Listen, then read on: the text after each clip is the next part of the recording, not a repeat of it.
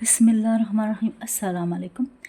काबुल अहबार रहमतुल्लाह अलैह कहते हैं, एक सुई की नोक बराबर भी कोई जगह ज़मीन में ऐसी नहीं जहाँ कोई फ़रिश्ता तस्बीह खुदा में मसरूफ़ ना हो, और आसमान के फ़रिश्ते ज़र्रात ज़मीन से ज़्यादा तादाद में हैं, और अर्श के हामिल फ़रिश्तों के टखने से साख तक की मुसाफत 100 बरस की मुसाफत है। हकीम बिन हिज़ाम रज़ी अल्लाह ताला अन्हो से मरवी है, हम रसूलुल्लाह सल्लल्लाहु अलैहि वसल्लम के पास बैठे हुए थे। आप सल्लल्लाहु अलैहि वसल्लम ने फरमाया, क्या तुम वो सुनते हो जो मैं सुनता हूँ?